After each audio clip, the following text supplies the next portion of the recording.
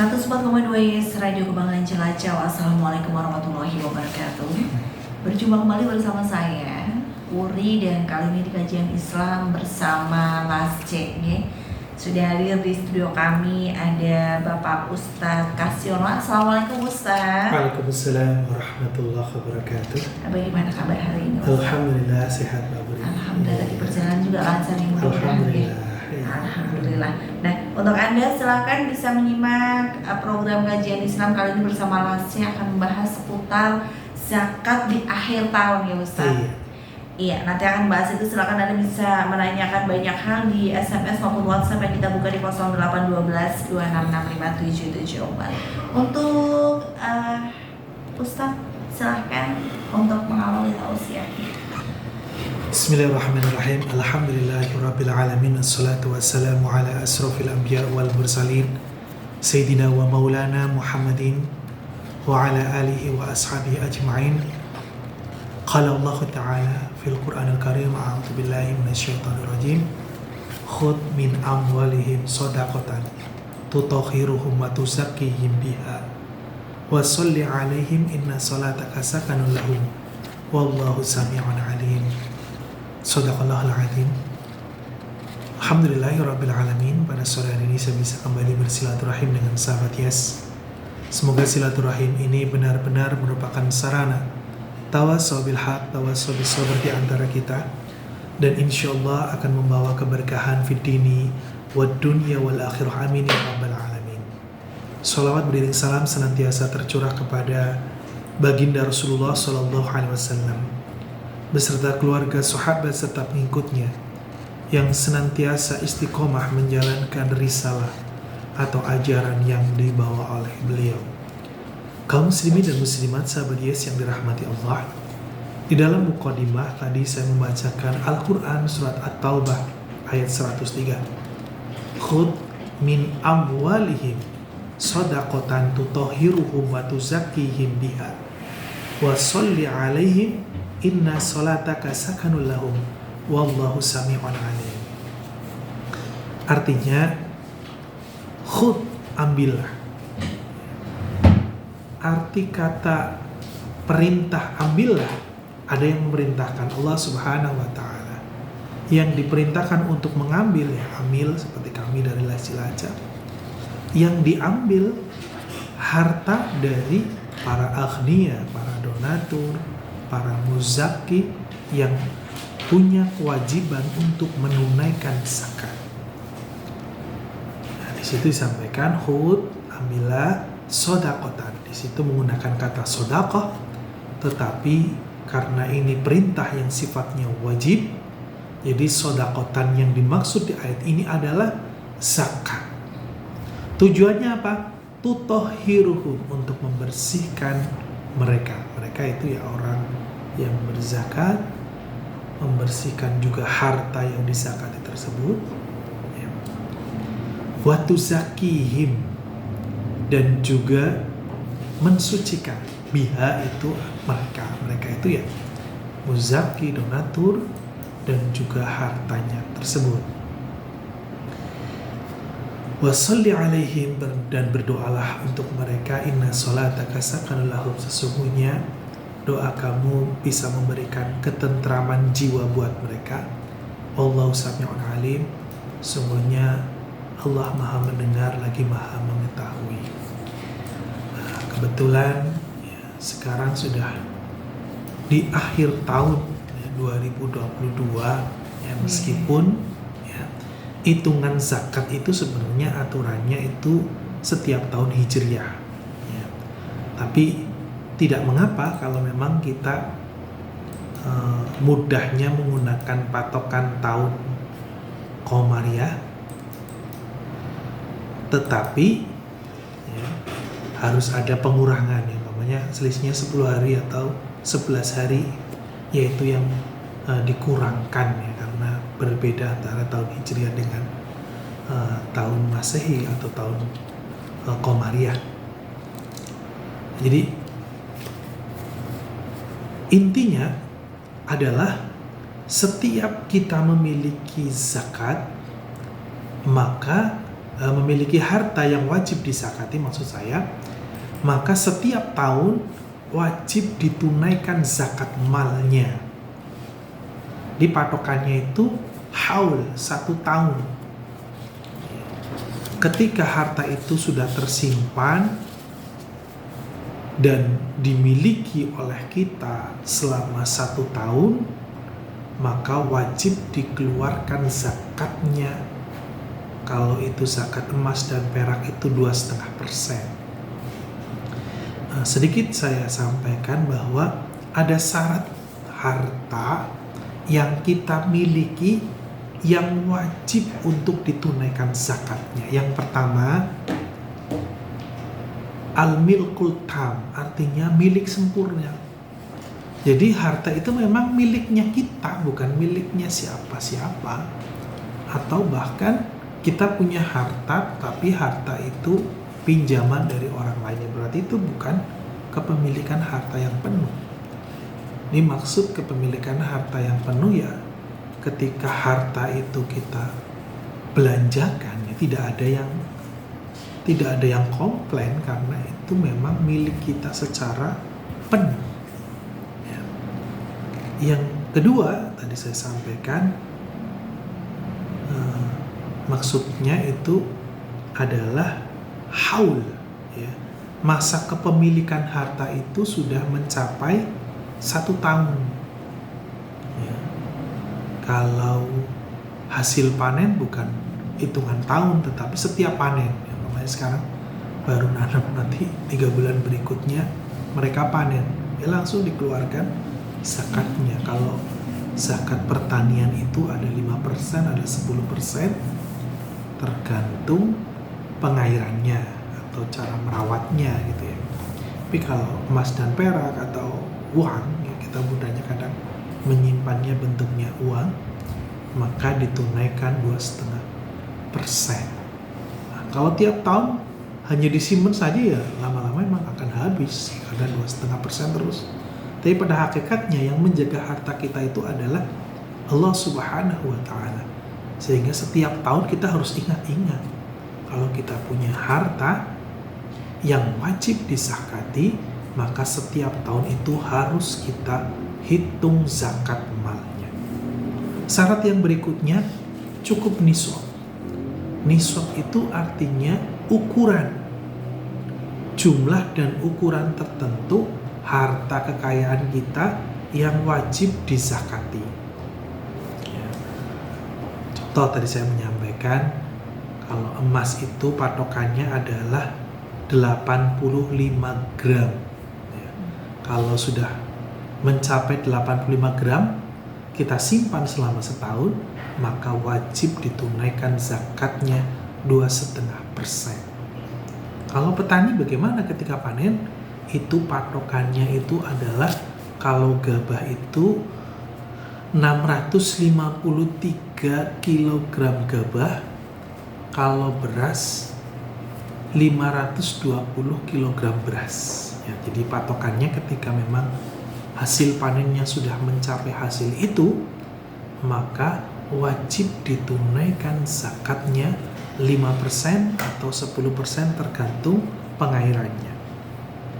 Yang berikutnya, harta yang kita miliki tersebut adalah harta yang halal, ya bukan dari hasil maaf misalkan curi, korupsi dan lain sebagainya. Yang berikutnya, harta tersebut memang sudah melebihi kebutuhan pokok. Artinya kalau memang kita masih kekurangan ya untuk kebutuhan sandang, pangan, papan, maka ini juga menurut ulama termasuk yang diperbolehkan sebagai pengurang zakat, tapi untuk kebutuhan pokok saja. Yang berikutnya, syaratnya itu adalah an-nama atau berkembang. Jadi maksudnya harta itu bisa dikembangkan. Ketika tidak dikembangkan, hanya disimpan, ya harus disakati. Contoh tanah gitu ya. Kenapa tidak wajib disakati ya? Karena memang tidak berkembang, kecuali bisnisnya memang jualan tanah, bisnisnya jualan perumahan dan lain sebagainya, itu memang wajib disakati, tapi namanya zakat perdagangan. Dihitung-hitungannya sendiri. Jadi masih ada harta yang masih tersisa berapa, terus kemudian ditambahkan dengan keuntungan, ya, ditambahkan untuk biaya operasional, nanti dikuranginya dengan kebutuhan gitu ya. Di kebutuhan operasional itu menjadi pengurangnya. Ya, untuk yang ditambahkan itu antara yang harta dagangan yang masih ada ditambahkan dengan keuntungan. Ya mudahnya ya sama dengan zakat profesi. Kalau memang sulit untuk menghitung-hitungnya, ya memang cukup tiap tahunnya ditunaikan zakat malnya, atau kalau mau dihitung tiap bulan itu namanya zakat profesi. Nah, kaum muslimin dan muslimat sahabat yang dirahmati Allah, sedikit saya sampaikan kenapa penting sekali kita menunaikan melalui lembaga. Poin-poinnya saya sampaikan, nanti ketika masih ada waktu saya lanjutkan. Yang pertama, sesuai dengan petunjuk Al-Quran dan Sunnah Rasul. Tadi saya menyampaikan harus ada orang yang mengambil, harus ada lembaga resmi yang mengambil seperti kami dari Cilacap. Yang kedua, menjamin kepastian penyaluran zakat dan mendisiplinkan para pembayar zakat. Ya, kadang kalau kita nggak diingetin gitu ya untuk disiplin menunaikan zakat, itu terkadang lupa. Hanya fungsinya petugas itu adalah mengingatkan. Ketiga, untuk menjaga perasaan rendah diri dari para mustahik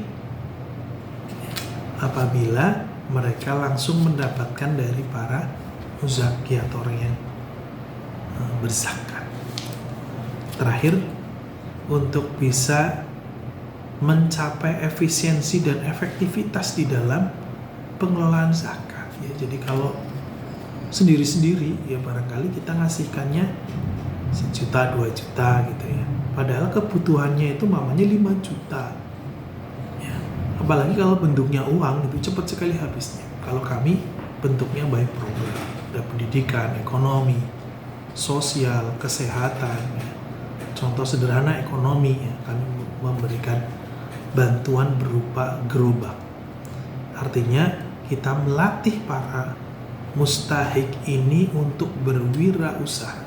Jangan hanya mengandalkan konsumtif dari dana zakat yang ada. Sehingga harapannya orang-orang yang mendapatkan dana zakat tersebut bisa terentaskan dari jurang kemiskinan. Ya, mereka bisa terentaskan dari kemiskinan, dan tujuan mulia juga bahwa zakat itu menjadikan mereka yang tadinya mustahik atau orang yang menerima zakat menjadi muzaki atau orang yang membayar zakat. Begitu saya sampaikan. Iya baik, Pak Ustadz, itu tadi penjelasan lumayan panjang, tapi masih ada kelanjutannya lagi seputar berzakat di akhir tahun ya.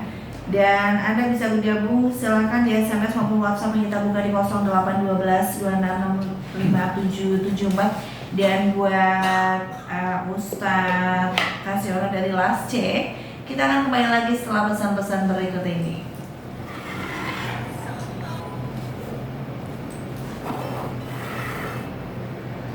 Sahabat, kembali lagi bersama saya di kajian Islam untuk 18 November 2022, dan kali ini bersama LASC ya, bersama Bapak Ustadz Kasiono. Dan ini Pak Ustadz, ya, ada yang bertanya, ya, kita bahas dulu, iya, atau Pak Ustadz mau dibahas dulu? Melanjutkan ini, dibahas langsung, iya, ya. Assalamualaikum Ustadz. Waalaikumsalam warahmatullahi wabarakatuh. begini Ustadz, saya hamba Allah dari Cilacap saja. Saya mau menanyakan ini, saya kan motornya kredit, terus belum lunas, masih ada beberapa bulan ke depan. Terus kemudian yang mau saya tanyakan, saya wajib zakatin motor itu tidak Pak Ustadz? Ya. Kaum muslimin dan muslimat, sahabat Yas yang dirahmati Allah. Yang pertama, ketika kita beli motor atau mobil, ya, meskipun tidak kredit gitu ya, itu juga tidak ada aturan untuk ditunaikan zakatnya. Apalagi ketika kita belinya itu ya, itu melalui kredit ya, artinya memang tidak, kepemilikannya tidak penuh di dalam kita memiliki kendaraan baik motor maupun mobil tersebut.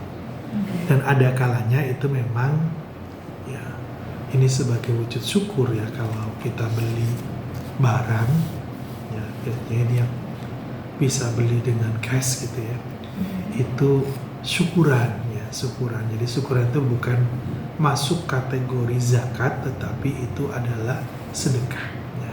Sedekah, minta didoakan supaya selamat ketika memakai kendaraan tersebut. Jadi boleh-boleh saja kalau kita ingin syukuran atas harta ya, dalam hal ini kendaraan yang sudah berhasil kita beli, itu kan karunia dari Allah Subhanahu wa Ta'ala. Yang berikutnya ya, terkait ya, kredit ini kan memang bahasanya mengangsur ya, mengangsur itu bisa sebagai pengurang zakat ketika ya memang itu untuk kebutuhan pokok ya. Saat ini yang kita pahami yang namanya kebutuhan pokok kan sandang, pangan, papan ya. Kalau memang sangat vital sekali ya, kepemilikan kendaraan ya tentu saja itu boleh. Tapi ketika umpamanya kendaraan kita sudah banyak, kita masih terus gitu ya beli, artinya ini kan kebutuhan bukan sifatnya pokok tapi sifatnya tersier, sehingga umpamanya gajinya 10 juta umpamanya gitu kan, itu kan wajib ditunaikan zakat 2,5% dari yang 10 juta tersebut ya, karena angsurannya umpamanya sampai 2 juta gitu ya. Tapi 2 jutanya ini bukan untuk kebutuhan pokok, maka tidak bisa mengurangkan yang 10 juta tersebut. Tapi ketika untuk kebutuhan pokok ya, umpamanya untuk makan seterusnya gitu ya, itu boleh saja. Umpamanya tadinya 10 juta, untuk kebutuhan pokoknya umpamanya 2 juta, masih tersisa 8 juta ya, tinggal 2,5% dari 8 juta. Itu nanti itu namanya zakat profesi atau zakat penghasilan. Jadi sekitar 200.000 lah per bulan kalau gaji kita ya umpamanya yang dari penghasilan bersihnya itu adalah 8 juta. Jadi sekitar 200.000 per bulan ditunaikan zakatnya, zakat profesinya. Insya Allah itu sebagai pembersih dan penyuci dari harta dan juga para musaki atau donatur. Begitu Mbak. Iya. Terima kasih Pak Ustadz atas penjelasannya. Assalamualaikum warahmatullahi wabarakatuh. Waalaikumsalam warahmatullahi wabarakatuh. Iya, sepertinya sudah Pak Ustadz. Iya. Kaum muslimin dan muslimat sahabat Yas yang dirahmati Allah, sedikit saya sampaikan bahwa Rasulullah SAW di dalam hadis riwayat Tirmizi menyampaikan sedekah dapat menghapus dosa sebagaimana air memadamkan api. Ini adalah keutamaan yang luar biasa dari sedekah ya, makanya kalau kita punya harta ya, wajib ditunaikan zakatnya, tunaikan zakatnya. Ketika tidak mencapai nisab ya, maka tunaikanlah sedekah atau sedekah, karena tadi disampaikan di dalam hadis riwayat Tirmizi bisa menghapus dosa sebagaimana air memadamkan api. Ini luar biasa keutamaan yang kita dapatkan. Atau di dalam hadis riwayat Bukhari juga disampaikan, seorang yang bersedekah dengan tangan kanannya, ia menyembunyikan amalnya itu sampai-sampai tangan kirinya tidak mengetahui yang disedekahkan oleh tangan kanannya. Intinya perumpamaan saja bahwa ketika kita bersedekah, kita tidak usah mengungkit-ungkit, kita yakin bahwa kita akan mendapatkan balasan dari Allah Subhanahu wa Ta'ala. Kalau kita tidak dapat di dunia, insya Allah di akhirat kita akan memanennya. Kemudian juga ada sabda dari Rasulullah SAW, harta tidak akan berkurang dengan bersedekah, dan seorang hamba yang pemaaf pasti Allah tambahkan kewibawaan baginya. Artinya, yakin bahwa ketika kita bersedekah, pada hakikatnya secara materi harta kita itu berkurang. Umpamanya tadi 10 juta ya, atau 8 juta dikurangi 200.000, secara materi kan berkurang.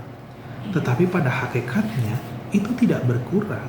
Justru yang 200 itu yang kita zakati, yang kita sedekahi mungkin lebih dari 200.000, itu yang sebenarnya harta kita yang tersisa, yang nanti akan mendapatkan balasan yang lebih baik dari Allah nanti di akhirat. Ya. Dari yang berikutnya, di dalam hadis riwayat Ahmad juga disampaikan, setiap orang akan berada di naungan amalan sedekahnya hingga ia mendapatkan keputusan di tengah-tengah manusia. Jadi nanti di padang mahsyar ketika manusia dikumpulkan ya, di padang mahsyar, maka amalan sedekahnya itu benar-benar akan menjadikan naungan ya, akan menaungi kita sehingga luar biasa ya, ketika nanti di hari akhir sudah kiamat, sudah ada hari perhitungan, tidak ada yang menyelamatkan kita, maka amalan sedekah kita insya Allah bisa akan menjadi penaung ya, yang akan menaungi diri kita. Yang terakhir saya sampaikan bahwasanya ini ancaman ya, ancaman dari Allah Subhanahu wa Ta'ala bagi orang-orang yang enggan untuk menunaikan zakatnya. Al-Quran Surat Ali Imran ayat 180. Sekali-kali janganlah orang yang bakhil atau kikir dengan harta yang Allah berikan kepada mereka dan dikaruniakan oleh Allah kepada mereka menyangka bahwa kebahilan itu baik baginya. Sebenarnya kebahilan itu buruk bagi mereka. Harta yang mereka bahilkan itu akan dikalungkan di lehernya kelak pada hari kiamat, dan kepunyaan Allah lah segala warisan yang ada di langit dan di bumi, dan Allah Maha mengetahui apa yang kamu kerjakan. Jadi ancaman yang naudzubillah yang disampaikan bahwa harta yang kita bahilkan naudzubillah akan dikalungkan di leher kelak di hari kiamat. Makanya kita harus benar-benar amanah, salah satunya terhadap harta kita. Jangan sampai harta kita akan menjadi kalung ya, di leher kita ya, karena kebahilan. Dan tentu saja kalung ini ya adalah azab dari Allah Subhanahu wa Ta'ala karena bahilnya. Naudzubillah, semoga kita terlepas dari hal tersebut. Demikian yang bisa saya sampaikan. Apabila ada salah kata di dalam saya menyampaikan materi ini, saya mohon maaf yang sebesar-besarnya. Wallahul muwaffiq ila aqwamit thariq, billahi fi sabilil haq, fastabiqul khairat. Assalamualaikum warahmatullahi wabarakatuh. Waalaikumsalam warahmatullahi wabarakatuh. Untuk Ustadz Kasiono yang sore hari ini sudah menjabarkan banyak hal kepada kita seputar zakat di akhir tahun. Dan terima kasih sekali kehadirannya di studio kami Bapak Ustadz, selamat sampai tujuan ge. Terima kasih sekali kebersamaannya untuk sahabat semuanya. Setelah ini Anda bisa menyimak kembali sajian-sajian kita di saat-saat menjelang azan maghrib saya boleh pamit. Wassalamualaikum warahmatullahi wabarakatuh. Waalaikumsalam warahmatullahi wabarakatuh.